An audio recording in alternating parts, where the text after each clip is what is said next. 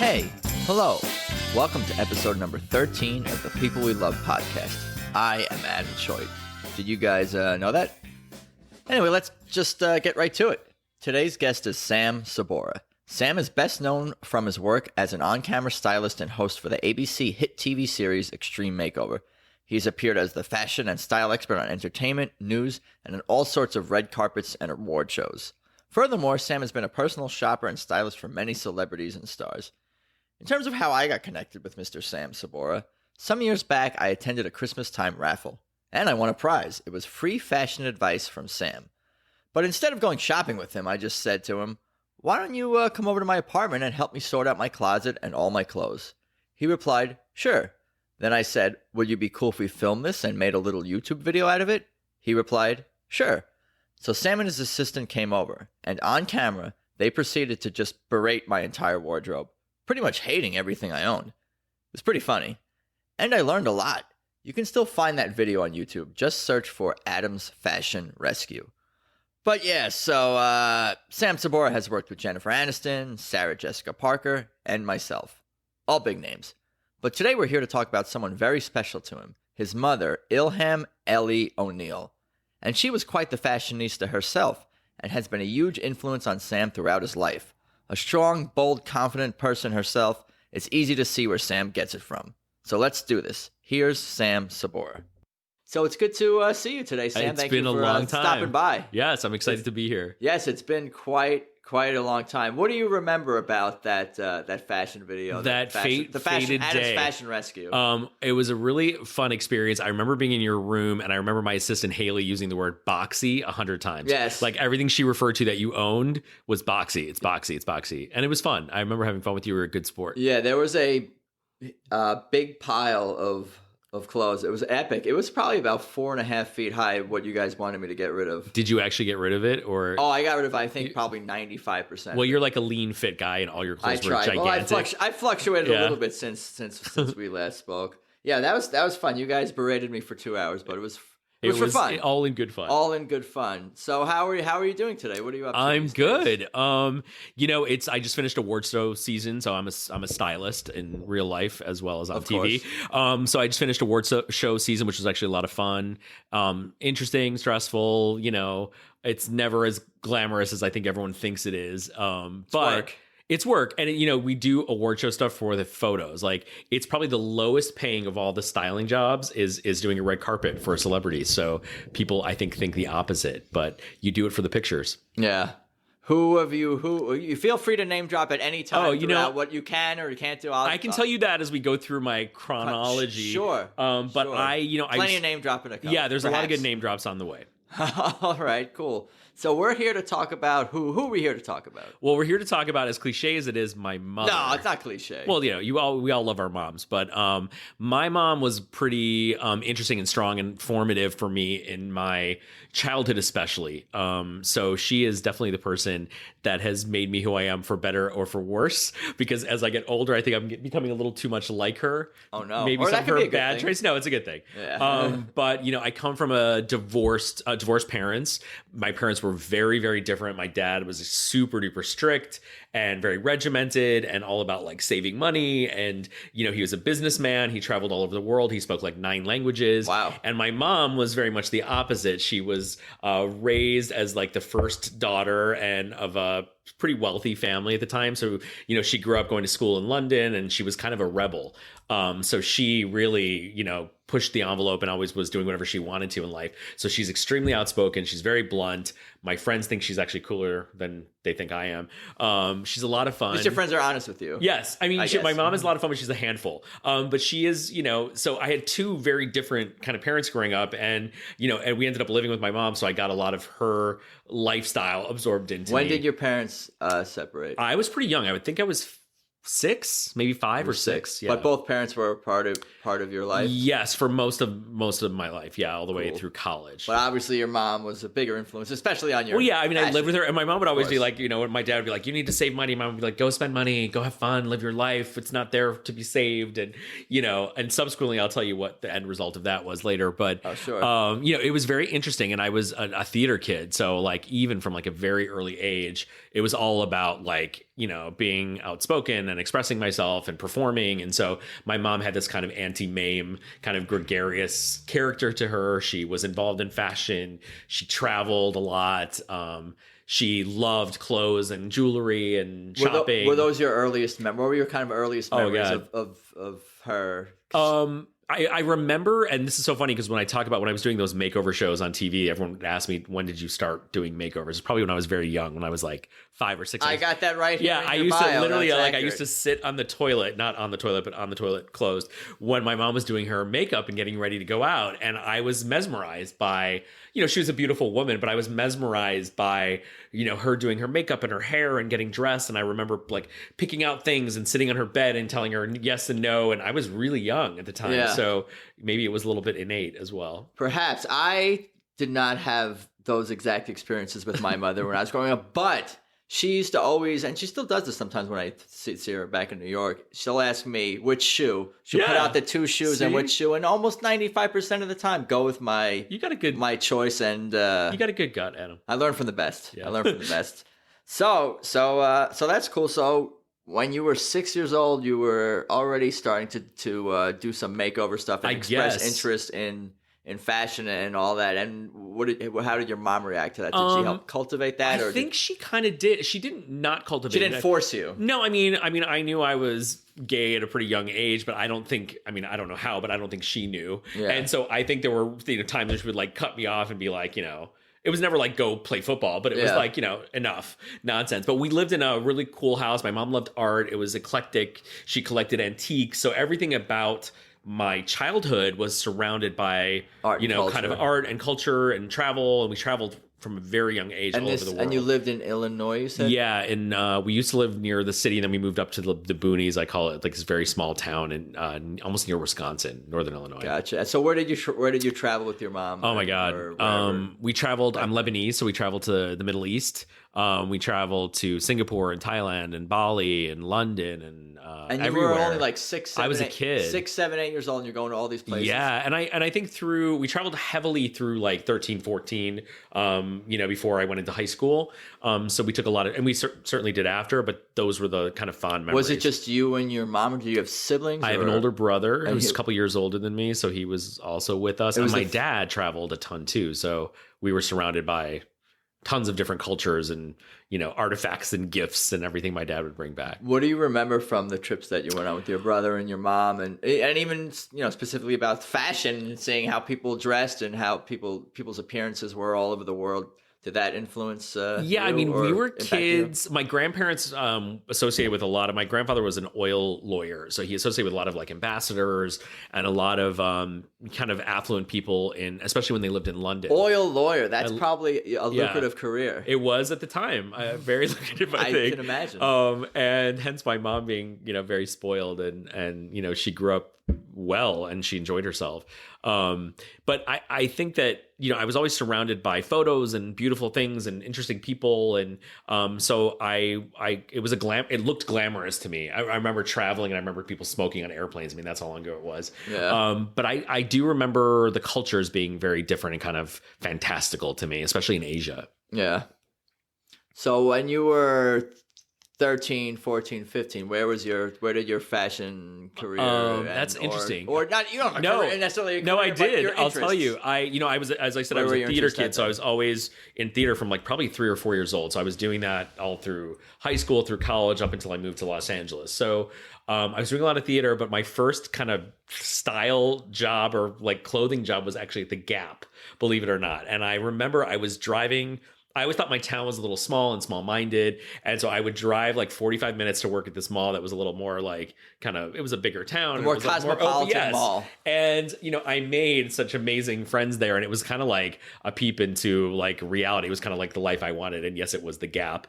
But in heyday, in the 80s, when the Gap was like the height of stuff, I would travel to different stores and meet different people in different states. So, and I loved the fact that I was able to work one-on-one with someone and kind of shop for them and do stuff for them. So that's kind of where my finding yourself. I was finding my eye, and even though I was selling jeans and tops and whatever, I realized that what I wanted to do or what I was good at doing was selling, first of all, sales, and second of all, like changing people, and they listened to me and they trusted me, and I liked that. So I was kind of power. It's power. It was a powerful feeling. It was, and it was fun, and I loved that I was meeting different people all the time, and these random people would come back to me and they wanted to know my opinion, and that made me feel maybe special or important. So sure. It kind of bolstered my confidence. Did you ever get any customers that were pain in the ass coming in that you remember? God. Yeah, of course. Do you have any nightmare stories? More when I moved to Los Angeles, my first job after college, I worked there when I was in high school, so I worked at the Gap. And when I moved to LA, and I remember working with Leah Remini and her mom. So who were hysterical. Wait. So you jumping around. Yeah, so I you went to. So you worked at the Gap in Los Angeles as well, you said? Well, the first 6 months that I moved here. So you worked in the Gap in Illinois, and then you came here and you were... Because I didn't know what to do. I was like out of college, and I was It wasn't like, a direct transfer or anything. It was not a direct transfer. I wasn't. But Sam's on his way. Right. I had worked for the company for a long time, so it was an easy kind of in. And I wasn't going to wait tables because I had never really done that. Yeah. So I had subsequently ended up doing that. But so Leah Remini came into the Gap. She used to come in the Gap with her mom. And which store was this at? This was in Sherman Oaks. Okay. Yeah, at Fashion Square. Gotcha. I know I skipped all of my college. No, we can go back. But yeah, I'll tell you about that because those were interesting. Those are the beginnings of kind of like my, celebrity contacts and my personal shopping days, and that's what kind of really launched my career that I have today. You know what? We can cover college because we're gonna get because we got just to LA. Yes. So why don't we can quickly or not quickly depending on what you want to share about your college experience and how your fashion progressed. At that point, like getting out of my town was like the most important thing to me. So I wanted to be close enough to home, but also far enough away. So I ended up going to University of Iowa, which is like a Big Ten school. Yeah, it's a big in Iowa City. It was like 3 hours from our house. One of my friends from high school was actually going there, but only one. I got there. It was a really amazing, like very traditional college experience. The campus was beautiful. I met my best friends like the first day of school. We're still best friends, all of us as a group. That's how it works. So it was like the quintessential college experience. And that's what you wanted. That's exactly what I wanted and maybe what I needed. Didn't know that I wanted or needed. And it was, I came out my freshman year to one of my really dear friends. And I was heavily involved in theater and also getting a communications degree at the same time. So, it was a great, great time in my life and a very heavy theater time in my life. I really I did sales and stuff when I was working in the summer, but for the most part, it was focused on it seemed like theater. Everything you needed in your life in terms of like educational opportunities, work opportunities, finding yourself personally and all that, and meeting new people. It seems like, Iowa was, fulfilled that experience. Was it because maybe you came from like a small town, so you wanted to have like a more... you use the word traditional, but a quintessential college. I kind of didn't know what I was getting into. I loved the campus. I remember falling in love with it when I went there. I was certainly intimidated. We'd lived in a town that was really diverse and really, culturally diverse and, big. And then we moved to this very small town that was a little more closed off and all people did was drink and, party in cornfields. And that's kind of what my high school was. But I had great friends from that and great experience. So when I got to college, I felt like, oh my God, I get to be myself. I felt like I was really liberated. Yeah, sure. Really free. And I loved my friends. And then my core friends from my freshman year married with my kind of, theatrical friends of the rest of my years of school, which is a great mix. Did your mom ever, I remember when I asked you, did your mom ever visit you at the Gap store when you were working there? Yeah, I'm sure she did. My mom, and she used to come to college all the time and also visit as well. She was, she missed me. But she seems like a hip happening lady. Yeah. So you were never embarrassed? It was not her style. I'll tell you that much. She was not, a Gap person. She was. Oh, not even that. I'm just saying just saying in terms of like, oh, mom visiting you at school or at work is kind of can be embarrassing or whatever. No, my friends loved her. They loved to hang out with her and she would have a drink with them and she smokes and she was very, very fun and don't tell the cops. No, and even in high school, everyone loved her. She was hilarious to them and they enjoyed her. She's a fun person. Cool. Okay, so now we're here. Yes. So you moved to LA pretty much right after yes, and graduation. Literally right after I graduated, I thought I'm going to come to LA and I'm going to pursue acting. It was either New York or LA. But fashion wasn't even a thing that you were It was a fallback at the time. It was something that I knew I could do, that I enjoyed doing, but it wasn't on the radar as far as like a career at the time. And your mom didn't live in LA, never spent any time in Los Angeles. No, she was between Chicago and New York and Europe. So she had worked in fashion for most of my kind of young years. She repped jewelry lines. She worked with Givenchy's boyfriend, Philippe Vinet, who was a designer. And so she would rep his line, and she would travel to, Paris and back and New York and back. So I would always see the clothes. They would always be in the house, jewelry, things, all this like cool stuff. You're connected to that world. Yeah. For sure. And I was inspired by it. It was like magical to me. What did she think about you moving to Los Angeles? She didn't like it. I remember I was working. What's wrong with Paris? What's wrong with New York? That's where real fashion is. This is all bullshit. It was really between New York and LA. And I had worked, that's a whole other podcast, but I'd worked with Tony Kushner, a very famous Pulitzer Prize winning writer and director. And in my senior year of college, I was bouncing back and forth between Iowa and New York because he wanted to workshop me in a production. And I was going to do it off Broadway. And I ended up, instead of like an idiot, moving to New York and having this pursuing acting. I moved to LA because the weather was going to be great. And I thought, I'll go to LA. It's more fabulous, right? Well, you're still here, so perhaps. Yes, it worked. And you've done quite well for yourself, I believe. Well. So I think you may have made the right choice. Yes. And it was the big kind of fork in the road. So when I got to LA, I was like, I don't want to tell people I'm an actor. I felt like it was kind of corny. And I started working at the Gap because it was like a fallback. And that's where I met like Janice Dickinson and all these people. And I remember Janice Dickinson, this was a really big turning point.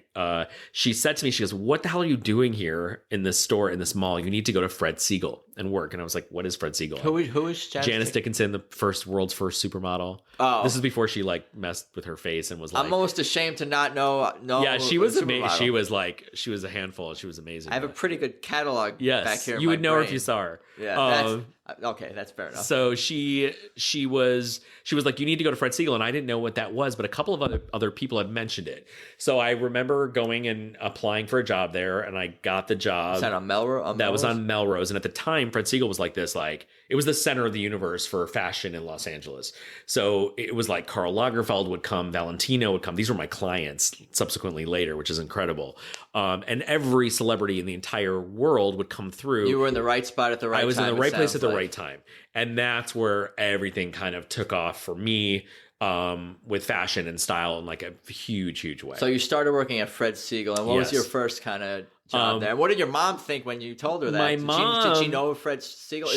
I don't know if she did. No, it wasn't. It was just one. It was just a specialty store. Yeah. Do they have multiple locations? They did. So later, they opened like stores. Ron Herman, who owned that store, opened a bunch of stores now in Tokyo and all over the world. But what it was in the middle 90s to kind of middle 2000, like 2003, 2004, was literally, every major photographer, stylist, designer, celebrity, everything came to that store. And so I met everyone I ever wanted to meet. I had the biggest clients in the world as my clients. And you were just helping them. I ended up creating kind of a personal shopping business out of the store. So you're basically doing the same thing you did at the Gap, but on a very elevated way. And I was making six figures at 22 years old. It's amazing. Selling clothes. And, I was responsible for my income. And that's quite some time ago. So that money went even further back then and was worth more. And I didn't really know what was happening. I knew that I was comfortable. I didn't think that I was, I didn't think it was a big deal, but I was very successful, and I had found something that I was like super passionate about and really interested in. Were you at all intimidated or starstruck at all by any of the people that came in? It's because you were kind of around that life your whole life to some degree? No, yes and no. One of the best things about working there was I was from the Midwest and I was really normal. So I wasn't like this cool, like hip LA kid. I was super down to earth and normal. And I would walk up to the way I got Jennifer Aniston as my client for 7 years. I literally walked up to her. She was looking at a stack of jeans and I said, do you have those? And she looked at me like, who the F are you? Like, and I, you were asking her if she owns those. Yeah, already? that was my in. Yeah. And I was like, do you have those? And she's like, looked at me and she's like, no. I'm like, come with me. And that's how I would start my sales with like people like that. I grabbed the stuff, I threw it in a fitting room, and then that worked into a relationship where I was literally at her house like every week. And what year was this when you this first was met her? probably 98, 99. And right when she met Brad Pitt. So I started working with him.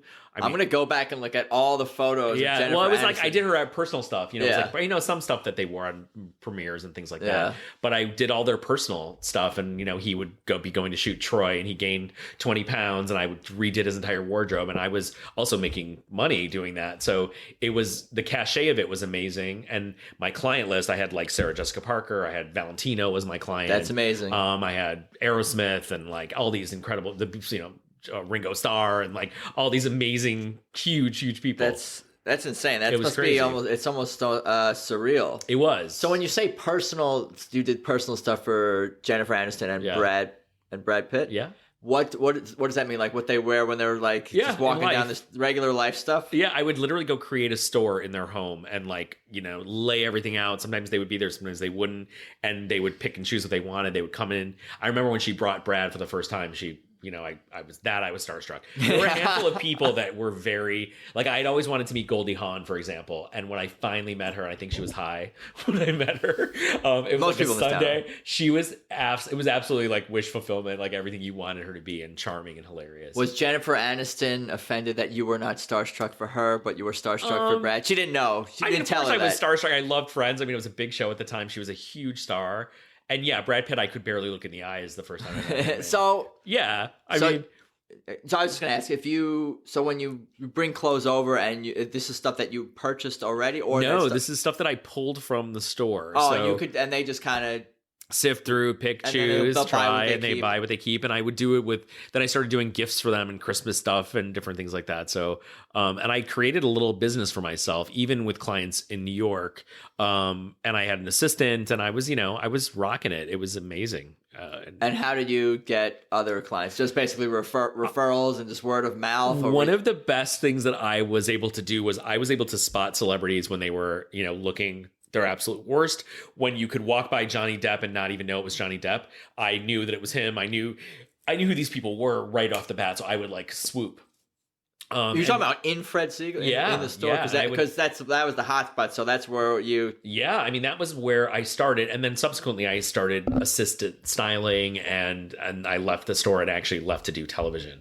It came full circle for me where I ended up, I didn't want to be there that much longer. I was kind of like outgrowing it, and I'm like, what am I going to do next? And someone called me and said, I want you to style for this TV show. I had never styled a TV show before, and it was a primetime NBC dating show. That's great. What did your mom think of all this when this was all happening? You're shopping for celebrities. You're going into TV. My mom is very prideful like that, so she was very proud of it. She always wanted to, she always has an opinion about everything. So she's very feisty. So she would always, push me to kind of dig my heels in and do things. And she was a very good driver, of my career and of my train in TV and in style. So what did your friends and people who maybe weren't even connected to the industry, to the entertainment and to celebrities and all this, what did they think when you started to tell them, I bought a pair of pants for Jennifer Aniston earlier today? It was, I mean, I think they were flabbergasted. I think when it really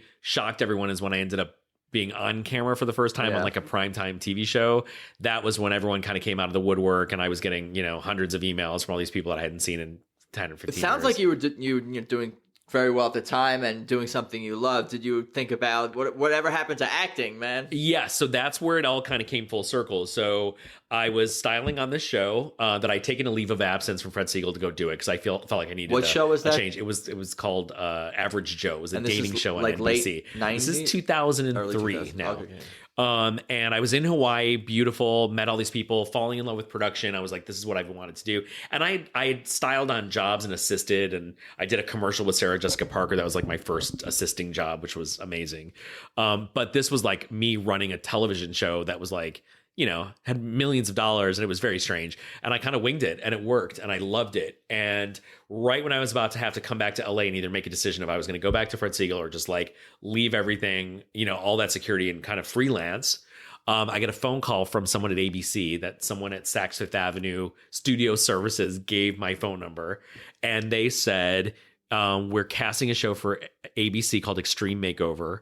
This was the surgery one. There you and go. We're looking for a style expert. and we would like to interview you. And I was like, I'm in Hawaii. And they're like, we're going to send you questions, have one of the producers put you on camera. So they put me on this like balcony looking like over a cove in Hawaii on the sunset. It was like the most beautiful thing. And some production person that they're connected with in Hawaii set this? No, they just called me randomly on my cell phone. And one of the producers that was, shooting on the show, I asked him, I'm like, after work one night, we poured like big glasses of wine. And I was like, will you interview me? And they asked me all these questions. And how did you film? They filmed me with a camera from the show, but we FedExed the tape. Gotcha. Okay. And they called the next day and they're like, we want you in LA like Monday. And the network wants to meet you. It was ABC. And I was like, I can't. I'm shooting a show. They're like, this is the biggest opportunity of your life. You don't know what you're doing. I'm like, I literally cannot leave. It's like the last week of the show. Yeah. So I was like, hung up the phone. I was like, oh my God, I just like threw a huge opportunity out the window. Yeah. They called me actually back again because I was going to be in LA between the hometown dates for one day. And they're like, we can meet you. So I ended up going to ABC, sitting in like the president of alternative programming's office. And I remember they opened up a magazine and they're like, talk to us about these celebrities and their style. And I just went crazy. And the next day they called me and they're like, you have the show. We want you back in a week to shoot. That's amazing. And I didn't know what the hell I was doing. I'd never done TV. And I had not acted now since really coming to LA after the first year or so. So but you were just doing. I was being myself. Yeah, you were being yourself. You were doing what you did in Fred Segal. Correct. You were doing what you did in The Gap, whether it's a teenage girl coming in or if it's Jennifer Aniston, browsing pants, whatever it is. You just. Yeah, it was weird. It was very weird how my whole life came full circle to where it combined fashion and performing, which is what I love.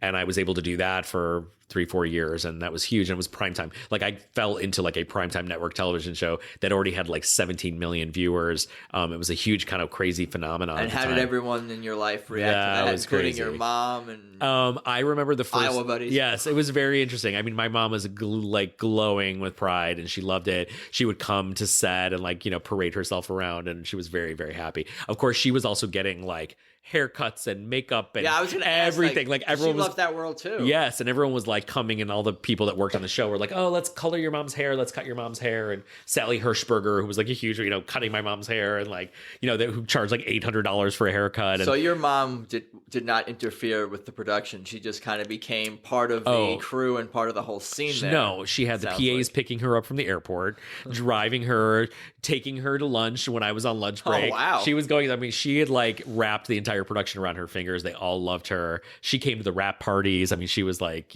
she was a big part of it too. But she never did anything much on camera or anything like, or did she? No, I don't think we ever did anything with her on camera. Although the two not of you us, guys, but her and her. No, life. No, she was a mom at this point, and kind of like her kids were both out of college, so she was just chilling and traveling and enjoying her life. But she definitely enjoyed the perks of what I was doing at the time, for sure. And I would buy her. I was buying her Chanel bags. I mean, I was 20-something years old. I was buying my mom Louis Vuitton bags and Chanel bags, and like she was very well taken care of. That's every mother's dream. Yes, yes. I'm guessing. So is she retired now, or what is she up to these days? She, her life is very different now. She's living in La Jolla in San Diego. She's no longer married to my stepdad. She is, I guess, essentially retired. She hasn't, worked in a long time. I take care of her. I'm a good son in that way. There you go. And she does. I mean, she travels. She certainly loves to have a lot of input on every aspect of my life now. She's very like, And you like that, or you don't like that? It's everything in moderation. Yes, we have a very different relationship now than we did. At some point you start to parent your parents, and I feel like that's kind of what's happening now. And I think I've absorbed some of her, as I said in the beginning, traits, good and bad. But the spark of like inspiration and her personality and her strength and like, I always like was attracted to strong women, and my mom was kind of like the penultimate strong woman in my life. So she really has made me who I am and headstrong and in business and in, everything that I do. My sense of humor. I mean, she's really informed all of that. Yeah, that's an amazing story. So do you feel like you're almost, when you're shopping for a celebrity or really anyone, do you feel like you're almost channeling your mom to some degree, or do you think, this is something she would say or she would think? Yeah, I mean, I think that do you hear her opinion in your head? Yeah, more in my business. I think my mom has kind of really informed more of my business savvy and my decision making and stuff like that. You're the artist. Well, the way that I deal with clients is very different because each client is so different, and the approach and kind of like the landing with a client is always different. So I want to hear about some of the different approaches. Yeah, and some of the different personalities. And they're all very temperaments you have to deal with. different. And, my mom has really been the one to kind of light a fire under me for, professionally for business, like the way that I deal with, agents and clients and managers at the time and contracts and negotiations. And she really always pushed me to go one step further. Nothing about my life has ever been about accepting mediocrity. That was like not part of my family, mire. And so, my mom refuses to accept mediocrity in any facet, from like sitting in a restaurant to something professionally. So I've grown up that way, being very picky, very particular, very detail oriented. I think that's what informs in a non-obnoxious way. Maybe I could be obnoxious. I mean, I think that I'm softer. An honest man. I'm softer than she is, for sure. I definitely have taken the good traits of that. But it sounds like you guys, are hard work, both very hard workers and yeah.